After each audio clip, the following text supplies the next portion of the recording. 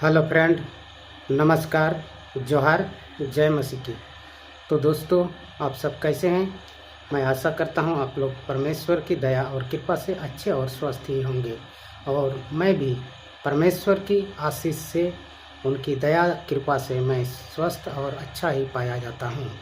तो दोस्तों, आज का इस वीडियो में हम लोग बाइबल से मत्ती रचित सुसमाचार 17 का 1 से 13 पद पढ़ेंगे और उसमें हम लोग देखेंगे कि यीशु मसीह का रूपांतरण, यानी कि यीशु मसीह किस प्रकार उसका रूप बदलता है, इसी के बारे में हम लोग पढ़ेंगे। और रूप बदल करके प्रभु यीशु मसीह हम सबको क्या शिक्षा देना चाहते हैं, इसी के विषय में आज का वीडियो हम लोग देखेंगे, समझेंगे। तो दोस्तों, हम लोग अभी बहुत ही दुख और तकलीफ़ में हैं।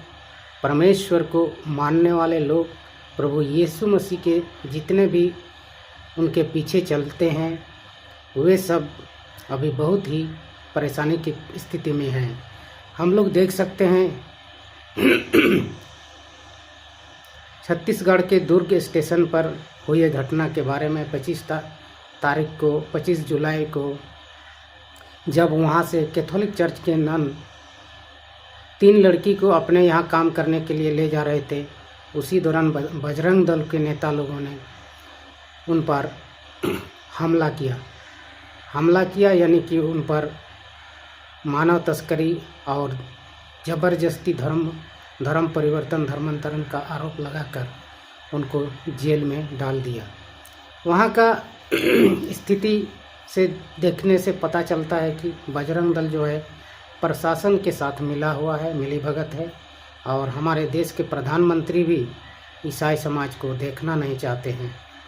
तो हम लोगों को क्या आगे का रणनीति करना है, क्या बनाना है, कैसे हम लोग जिएंगे दोस्तों, इसके लिए हम लोग को सोचना पड़ेगा और एकजुट होकर के दुआ प्रार्थना करना पड़ेगा और एकजुट होकर के आंदोलन भी करना पड़ेगा।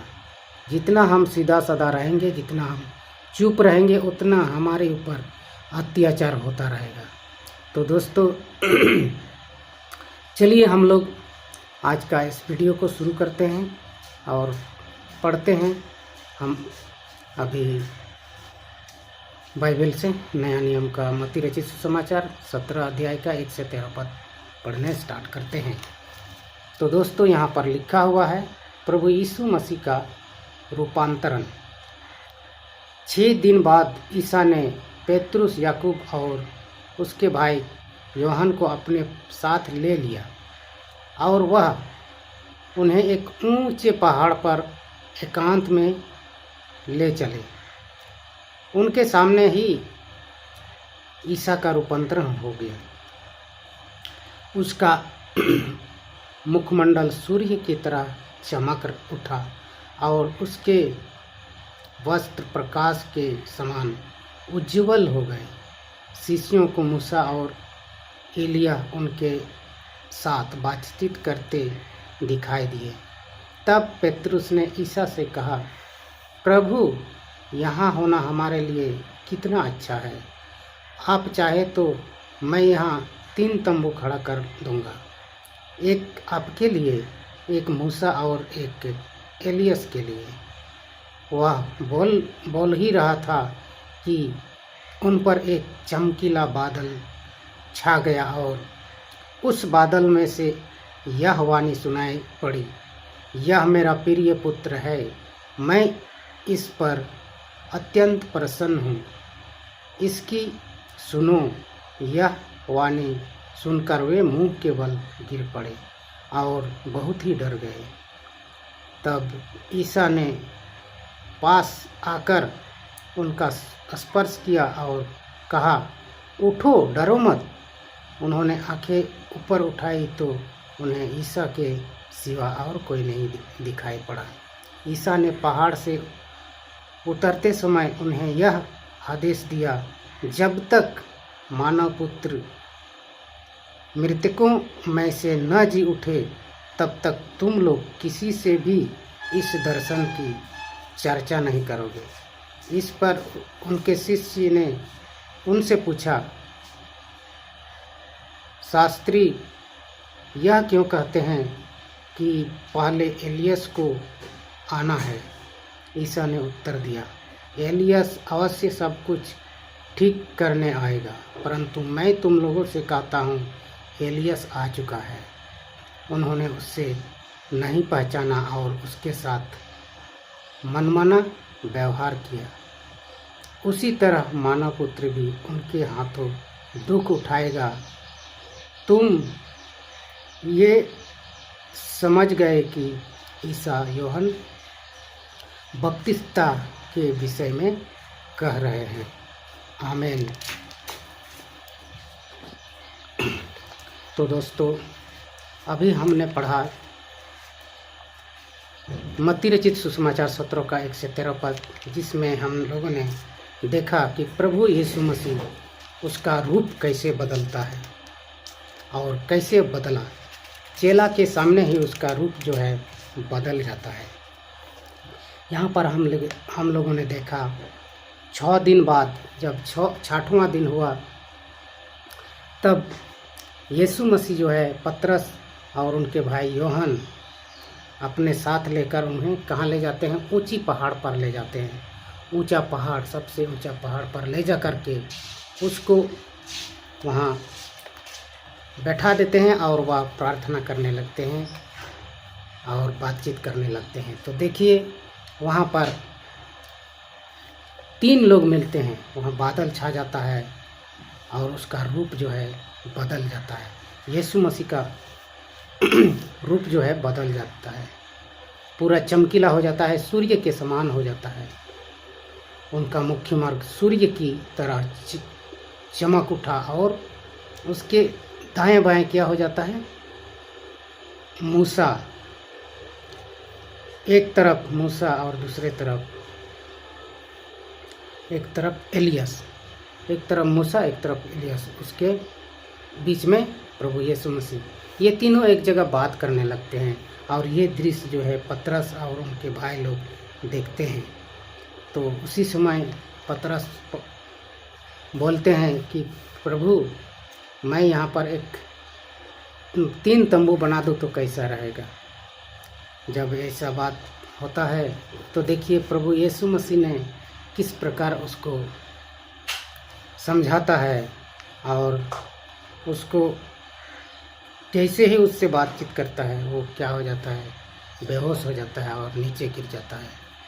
तब प्रभु ने उसको उठाया, पतरस उठो, और उठा करके उससे कहा, जब तक मानव पुत्र का जो सिस्टम है, जो परमेश्वर का जो आदेश है वो पूरा नहीं होता है, तब तक तुम लोग किसी से इस बात को नहीं कहोगे। इस जो भी दृश्य तुम लोगों ने देखा, इसको किसी को नहीं कहना है। तो दोस्तों, यहाँ पर प्रभु यीशु मसीह सच में हमारे मानव जाति के लिए मारा गया और तीसरा दिन जी उठा। क्या कहता है यहाँ पर प्रभु यीशु मसीह? थोड़ा सुनते हैं। यह मेरा प्रिय पुत्र है। ये परमेश्वर क्या हुआ? वह बोल ही रहा था, पतरस जो है बोल ही रहा था कि मैं यहाँ 3 तंबू खड़ा कर दूंगा, एक आपके लिए, एक मूसा और एक एलियस के लिए। ये बातें जब पतरस कह ही रहा था तो वह बोल ही रहा था कि उन पर एक चमकीला बादल छा गया। उसके ऊपर जो है चमकीला बादल छा गया और उस बादल में से यह वाणी सुनाई पड़ी, यह मेरा प्रिय पुत्र है, इसकी सुनो। यह वाणी सुनकर वे मुंह के बल गिर पड़ा, उसका स्पर्श किया। यीशु जब मुंह पे परमेश्वर पिता की आवाज़ जब सुना, तब मुंह के बल क्या हुआ? गिर गया और बहुत ही डर गया। तब ईसा ने पास आकर उनका स्पर्श किया और कहा, उठो, डरो मत। उन्होंने आंखें ऊपर उठाई तो उन्हें ईसा के सिवा और कोई नहीं दिखाई दिया। उसने कहा, उठो, डरो मत। प्रभु यीशु मसीह ने कहा। जब वह उठा तो देखता है केवल यीशु मसीह है, वहाँ पर एलियस और मूसा कोई नहीं है। यीशु ने पहाड़ से उतरते समय उन्हें यह आदेश दिया, जब तक मानव पुत्र मृतकों में से न जी उठे तब तक तुम लोग किसी से भी इस दर्शन की चर्चा नहीं करोगे। उसने कहा कि जब तक यीशु मसीह मृत्यु में से जी नहीं उठेगा तब तक तुम लोग कभी किसी को ये दर्शन जो तुमने अभी देखा, इसको किसी से शेयर नहीं करना है, किसी को बताना नहीं है। तब दर्शन नहीं कर। इस पर उनके शिष्यों ने उनसे पूछा, शास्त्री, यह क्यों कहते हैं कि पहले एलियस को आना है? यह क्यों कहते हैं? ईसा ने उत्तर दिया, एलियस अवश्य सब कुछ ठीक करने आएगा, परंतु मैं तुम लोगों से कहता हूँ, एलियस आ चुका है। उन्होंने उससे नहीं पहचाना और उसके साथ मनमाना व्यवहार किया। उसी तरह मानव पुत्र भी उसके हाथों दुख उठाएगा। तब वे समझ गए कि ईसा यूहन्ना बपतिस्मा के विषय में कह रहे हैं। यूहन्ना बपतिस्मा ही एलियस है। तो दोस्तों, आज का वीडियो में हम लोगों ने बहुत ही अच्छा ढंग से शिक्षा प्राप्त किया। प्रभु यीशु का रूपांतरण जैसे हुआ, वो एलियस और मूसा से बातें करने लगे और सच में प्रभु हमारे लिए मारे गए, फिर तीसरे दिन जी उठे। तो दोस्तों, आज का इस वीडियो में हम लोग इतना ही बात करेंगे, फिर हम लोग नेक्स्ट वीडियो में मिलते हैं। तब तक के लिए नमस्कार।